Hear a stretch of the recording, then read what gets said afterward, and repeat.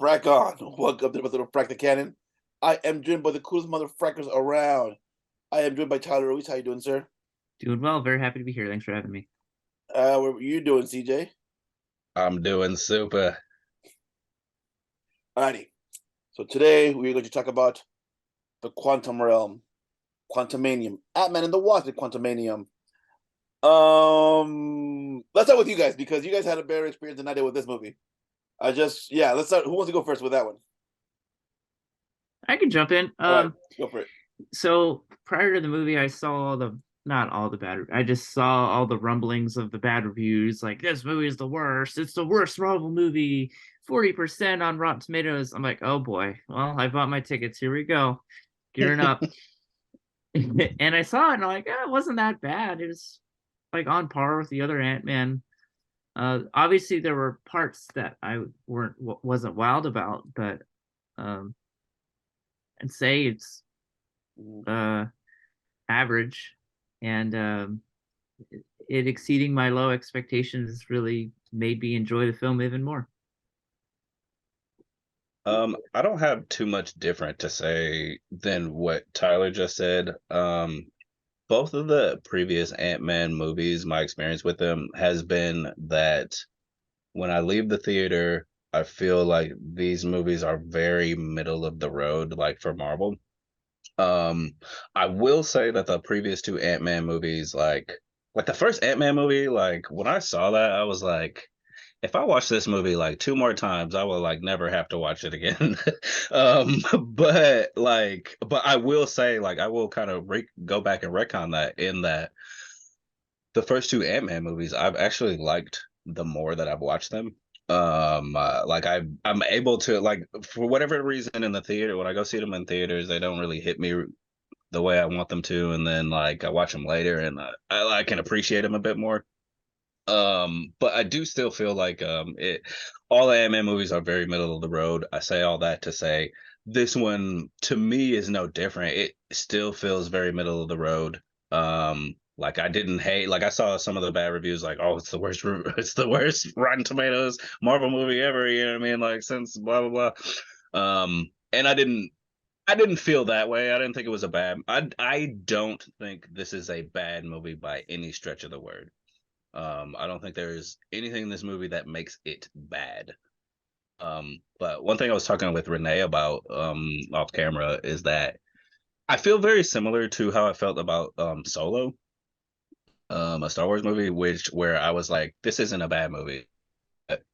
Like it's very middle. Like it's very middle. This movie I kind of feel that way about. Like it's middle. I have some specific issues with it that as I'm sure like I'll go into those. But beyond that, yeah, I thought it was fine. I think it's a better movie than it is an Ant-Man movie. I'll say that.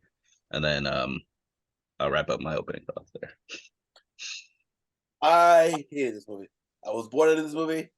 I read the reviews. I'm like, it can't be better. It can't be worse than the Eternals or Iron Man 2. I'm like, God, I just remember being in the theater. I'm like, I am so freaking bored. And then the Quantum Realm. And I'm like, so what are the rules again? Because in the first movie, you said that he can survive. Like, once you go this level, you can't survive. But then you have all the other life forms, right?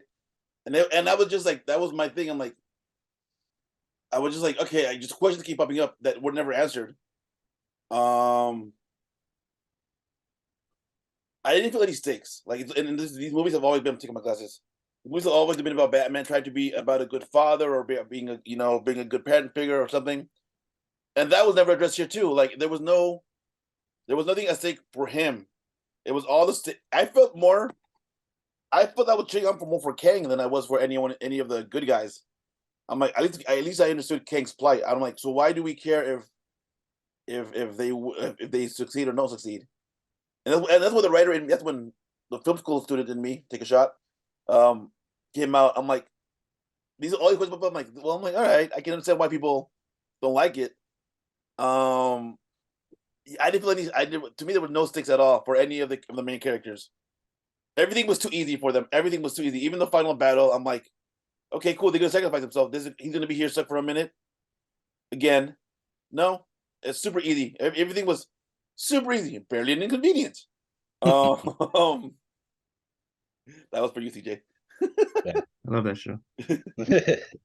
But Let me. those were my biggest issues with that movie. I'm like, I'm supposed to be following Ant-Man. Nothing about this is about Ant-Man. It's all about Kang. All these questions I have are never answered or addressed.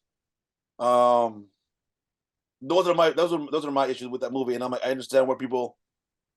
I was taken out of that movie by all these questions that kept popping me up. Even Bill Murray's character, I'm like, oh, that's Bill Murray in the Ant-Man movie. And at the same time, when he goes like, oh, so he bangs Michelle Pfeiffer's character, how does that work too? Like, are you guys the same species? Are you guys like? I'm like, all these questions keep popping up, and I'm like, I don't know what the heck's happening. Like, all this stuff just felt like filler. Like, if you take it apart, you don't need them wandering around Quantum Realm for that long. And that's all it was. Them walking around doing nothing. Really. Like, it felt more like King's journey. Sorry, go ahead. To jump off of a point that you made. Well, the last point you made, like I typically feel like Ant-Man ignores a lot of the rules that it creates. Even in its previous movies, because like if you remember, like when they describe how his powers work, right? How Ant-Man's powers work. When he shrinks, he's supposed to still have all the properties of like a full grown man. He's just tiny. So like if he punches you, you know what I mean, it'll hurt more because it's like you're getting a grown man's punch from a little tiny little thing, right? Like so he's supposed to but sometimes in the first movie, like he'll fall and like he hit the car, that one little moment he hit the car and it makes a dent.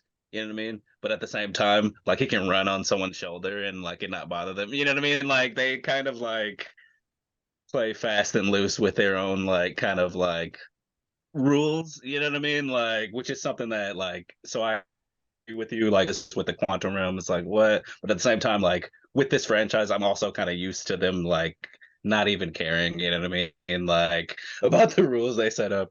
But the point I wanted to kind of jump off of really was the Kang thing. You said that you didn't feel any Ant-Man stakes, but you felt like, you know, Kang's and that if any better, and I don't. I would say that Kevin Feige or whoever the powers that be said that in Loki season 1 and in this movie, Kang had to be in there, right? Like in Loki season 1, at the end of Loki, Kang has the multiverse has to be created and it has to do by Kang. And in Ant-Man, we have to introduce Kang because that's what this movie feels like. It's more designed around the introduction of Kang than Yes. actual Ant-Man. Like on my opening thoughts, I was like, if it's a better, I feel like this is a better movie than it is an Ant-Man movie. As an Ant-Man movie, I think this is actually a failure because it doesn't like Doesn't have Lewis. it doesn't have Luis, first of all. First of all, I noted that too. I'm like, the Mexican isn't here. What the heck? We don't need truth serum to know that it's a failure, right? The Quantum Realm Like, is racist. you know what I mean? It doesn't have Polka Dot Man in it, but you know what I mean? Like, Wrong franchise.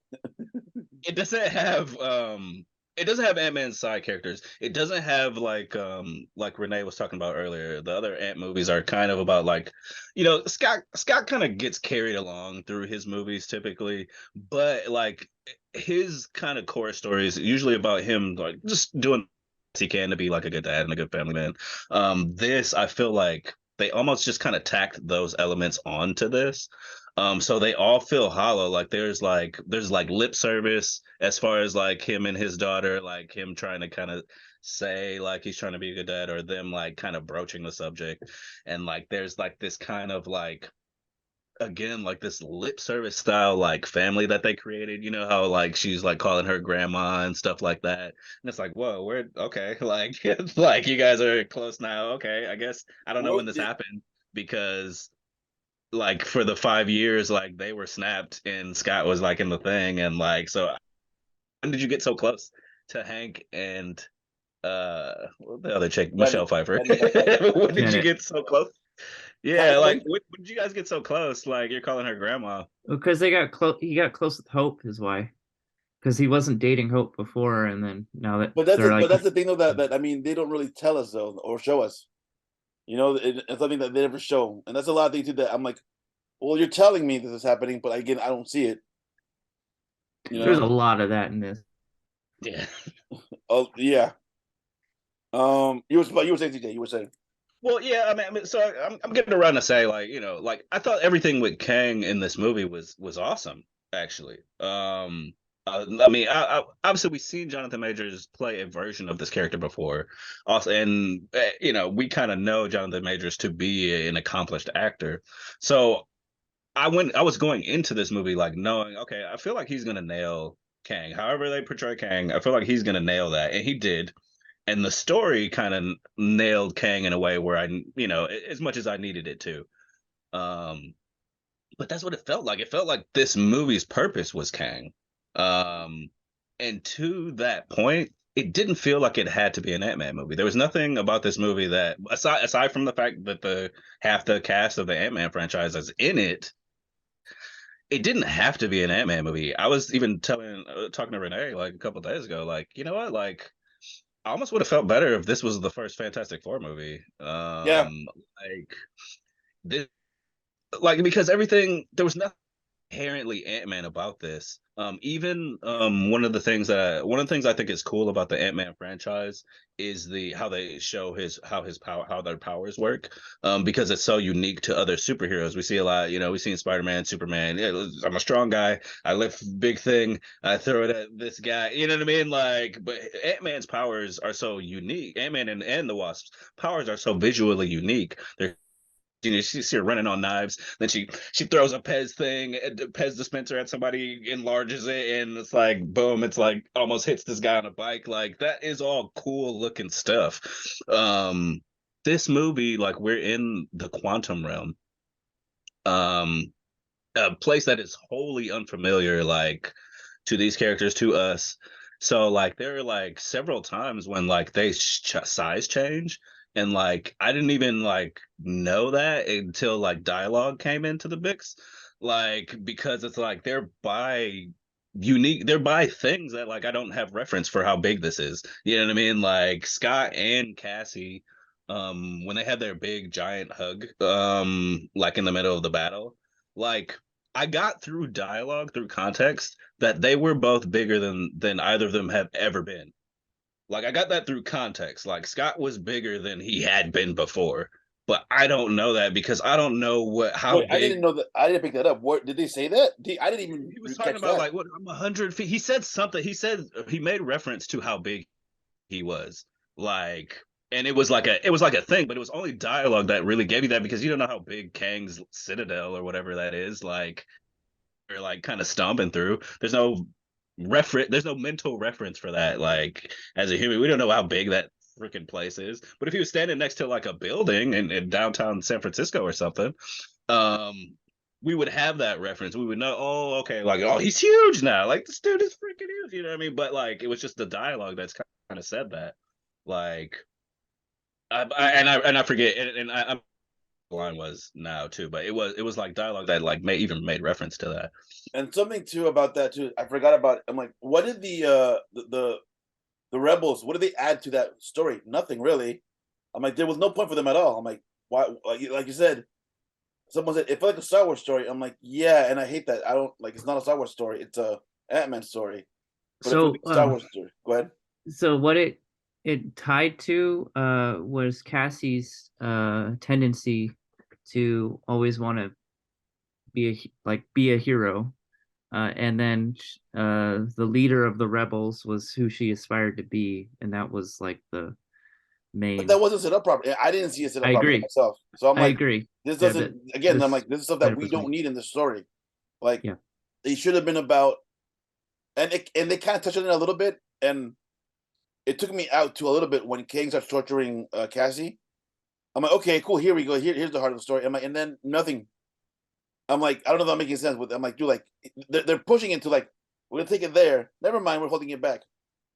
I'm Mhm. like, they threatened to do this thing, but they never fulfill. It's the ultimate Right. CTs. now that now see that isn't necessarily I don't think that's necessarily unique to this movie though. Like what you're True. saying is a problem that that's an MCU problem. I feel like Like I don't think that's unique to Ant-Man and Quantumania. Like Very them, present in Phase 4. yeah, like them teasing us with like something that might have stakes, and then like like nah, it doesn't actually have stakes. Cough, cough, Like She-Hulk. like that's a very MCU thing that they've started doing. Um, I will say like with this movie, like one thing that I didn't, besides that, like I didn't necessarily think it like or it had to be an Ant-Man movie, but like there was something about that. Like like I feel like that like if you were an Ant-Man fan, if you were an Ant-Man fan created by the MCU, I feel like this might be a disappointment to you, like as an Ant-Man fan. I came away with it like, it's okay. But one thing I was thinking was like they call this the multiverse saga, right? And now they're taking us to like this place, the quantum realm, where things are so different from like our understanding of how like reality works, right? Like that it almost needed a lot of explanation like to set this up. Like I didn't mind the fact that this was like they're fighting their with rebels, they're like on this other adventure or whatever, like but I feel like why didn't they just like they're calling this the multiverse saga, why didn't they just make this a different universe? Why didn't they just travel to it, make them travel to a different universe? Because that would be easier to explain.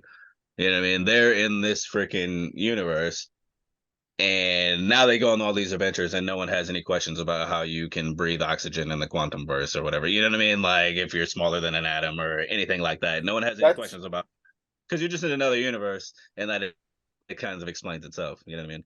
Also, in this multiverse saga, we're a whole phase in, right? Like, and we only got like 2 movies that even broach the the subject of a multiverse. You know what I mean?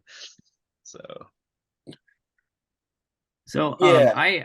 Go ahead. I definitely want to address the Renee's opening remarks because I agree with some of it. Um, but what one thing I wanted to point out about the whole thing is I agree it is more of a Kang movie. Um, and I think something that really like messes with this movie is a weak finish. I'd like to point out, I don't know if you guys knew this, but there was a ton of reshoots. There was like 4 different sets of reshoots for this movie. Um, the final fight where John is like stepping on Paul Rudd's head in it, like that was shot like a month before the movie came out.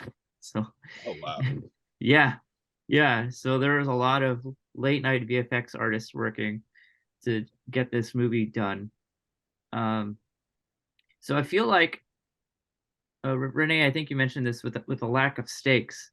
Like if they chose to keep Scott Lang in the quantum realm or stranded somewhere, it it would have greatly improved this film. Um, but I will say I don't know if you guys noticed this, but in the scene after that where he's walking through the streets and he's seeing people and everything again, just like the beginning, like the same 2 people walk past him 3 times. So it feels kind of like when Loki was getting kicked in the nads by Sylvie a bunch of times. Um, but just like what Renee said in when your remarks, there's a lot that just isn't quite there with establishing what is actually happening. So I don't think a lot of people, maybe 99% of people, didn't notice. But I know sort of like the same people walking by. But there are other things they threw in there, like he sees, and I think people are potentially confusing with he just can't stop thinking about Kang because he sees a lot of green and purple like all over this thing at the end. It's entirely possible that Kang faked his like getting stranded in the core and opened a portal to Scott going into a alternate fake created universe or whatever, or a different universe. But because it's so unclear, just like a lot of this movie, like like with a lot of people, they aren't even considering that as an ending. Like, oh, okay, it's over. There were no stakes, and it's like head scratcher. Like, But I mean, what I meant by did we that, actually there lose? was things for Kang, but there were no things for the titular characters. Right. Yeah, I agree. Especially, Like, gosh, yeah, I could go on too about other things wrong with it. I think important to note too, like Janet saying, "Oh, I can't tell you," like the whole movie, and it's like, yeah, but if you told us, we wouldn't have had yeah, the whole I thing hate that. happen. I'm like, ugh, I hate you. Yeah, but there are other Yeah. things though that, Also, like, yeah. well, to the point that you were making, I think that would be cool if they did do that. But I think a minus to that would be the mid credit scene where the three main Kangs are talking, Mm-hmm. and they seem to be pretty certain that he was dead though. Like, Yeah, they seem to be pretty certain, and so I don't know what they're I don't know if they can feel the existence of other Kangs or how that works. You know what I mean? But like they were like, oh, one of them killed him. Because before, like, I didn't even think he died. Like when he gets sucked into the whatever, how he gets stopped.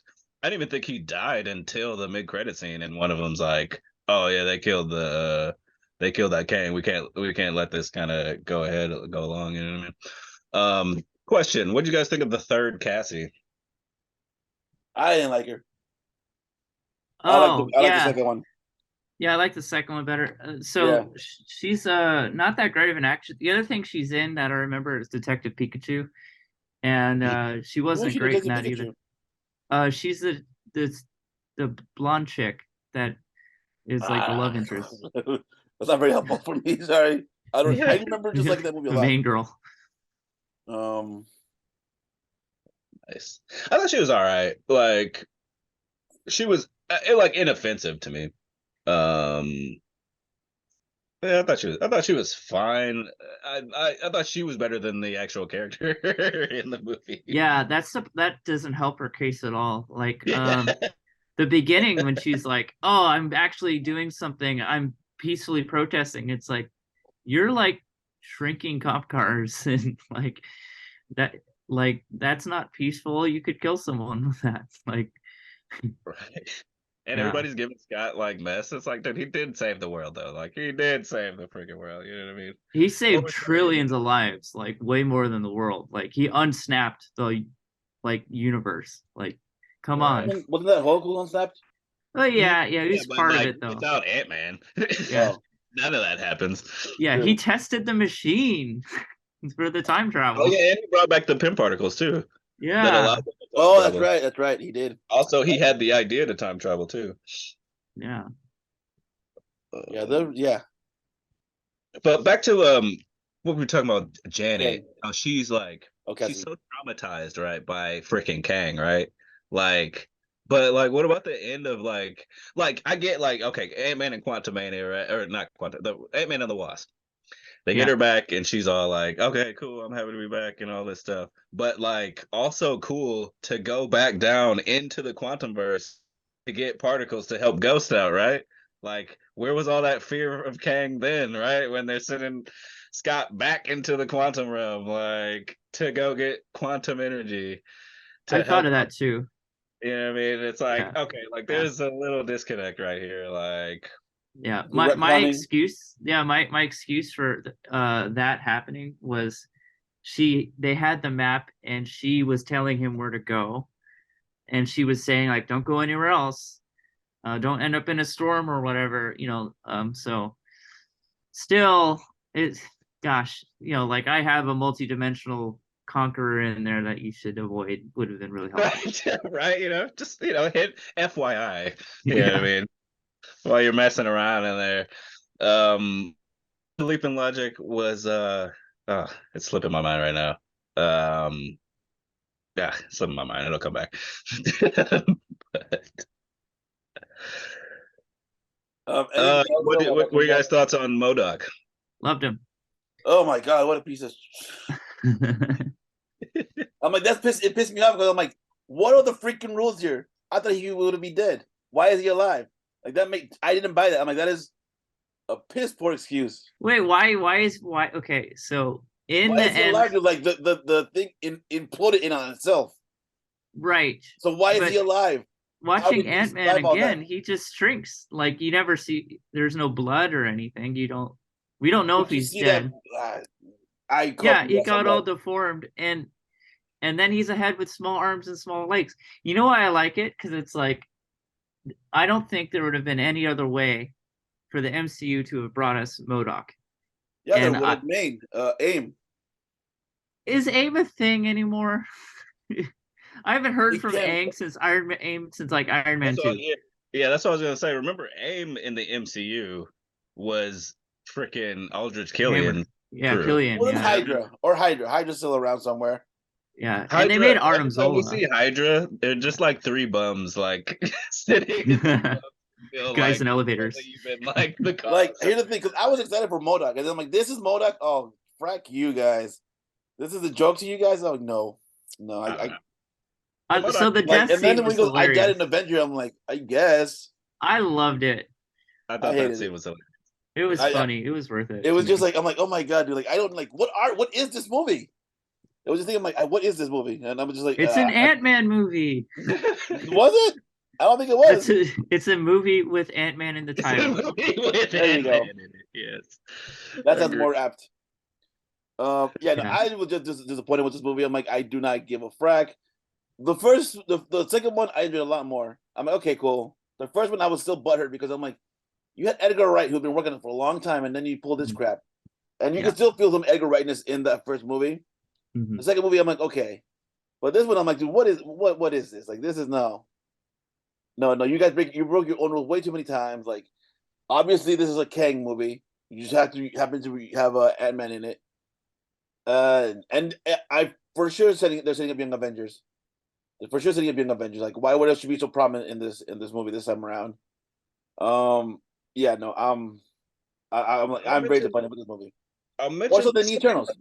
something that I didn't like about this was Kang. Like I very much liked Kang, but like when all is said and done, like the events of this movie, like I mean, to Renee's point, the events of this movie like kind of don't matter because like all those this Kang got exiled here by all those other Kangs, right? Like so like all those other Kangs like were out there prior to the events of this movie. Like and they're not like spurred by the events of this movie. You know what I mean? Like if they never got sucked into the quantum realm and went through this little adventure, there would still be like hundreds of Kangs somewhere wherever they are. Like and this one Kang stuck in a quantum. You know what I mean? Like that's the minus for me of this movie is like I mean the movie's point seems to be to like kind of set Kang up. Yeah, like this Kang was literally off by himself, like, and left alone would have continued to just be stuck in the quantum realm forever, not bugging anybody. You know what I mean? Like, and we still would have had to deal with Maybe. whatever these millions of Kangs. You know what I Yeah. mean? Like, I did a little research on that too, because what you're talking about bothered me too. And I ended up in a little rabbit hole like episode. Council of Kang used to have 4 leaders, and one of the statues is toppled over. The belief is Kang the Conqueror is one of the head guys, disagreed with the other 3, and they exiled him. And it's kind of reinforced because at the end of Loki, that Kang was like, "Oh, well, I'm not the Conqueror guy." So it's entirely possible that the Council of Kang, who operate outside of time but not in the quantum realm, were like, "All right, it's time to do whatever we were gonna do. Yay!" And thousands of Kangs in an arena. Um, them expecting Conqueror Kang the Conqueror just to be stuck in the quantum realm forever. right, right. Right. final comments, final thoughts? So my final comment is I think a lot of the negativity towards this film, some of it's well deserved. Renee, I think everything you're saying it are complete, because if we come in it with lenses like it's gonna be Endgame or Avengers 1 or like or Captain America 2, our expectations of it being just like a perfect movie, it's gonna reduce our experience. And I think the really bad reviews right now are because of just the longing for the days of Phase 3, and how Kevin Feige said, "Oh, this will be a beginning of Phase 5, clean slate. Let's forget Phase 4 happened and then just moving on something better." And because it under delivers in that, we just we don't enjoy it as much. But if you just want to go see a movie, have a few laughs, see a few action scenes which are cool. One thing I think is cool concept they did is when he ended up in the probability storm. I thought that sort of high concept scene boosted up a bit in terms of enjoyment. So yeah, me personally, I don't rank it on the bottom. I put it above Eternals and Iron Man 2 and Thor 2. There might be others that are it's above, but it's last word for me. It's not the worst, not the best. And if you like the MCU, you might like this. Yeah, my final thoughts. Yeah, I said earlier with my opening thoughts, like I think it's very middle of the road. I think it's an average. I think it's not my favorite Ant-Man movie either. But it's not my favorite movie. I think it's like painfully average, you know what I mean? Like it's just an average. It's literally like middle of the road, like Marvel movie. You know what I mean? For me, like this is like what I come to expect from a lot of Marvel experience. Like when I go to see a Marvel movie, I have come to expect something like this. I get like pleasantly surprised when things are better than this. Um and to be honest, like more often than not, they're not. Um there are a few like Marvel movies that stand out for me. You know what I mean? And I love the rest. I just was like, oh yeah, whatever. I'm a Marvel, so make it mine. Marvel, you know what I mean? Show me the Stan Lee cameo, not anymore. But like, and and move on. But yeah, I do agree with what's name. I do agree with a lot of like Tyler even said. I do agree with like a lot of the negatives that Renee said too. Stakes, where are they? Not in this movie. But it didn't hit me as hard, and maybe it was like an expectation thing. Like I was like not super excited for this movie. Like people had to kind of hit me up, hey, when are we going to see this? I don't know. I guess this weekend, kind of a thing. Like kind of I wasn't super excited, and so I just kind of let it wash over me, and it was fine. It's an alright movie. I liked it more than I liked Miss Marvel. So Miss Marvel or Captain Marvel or both? both.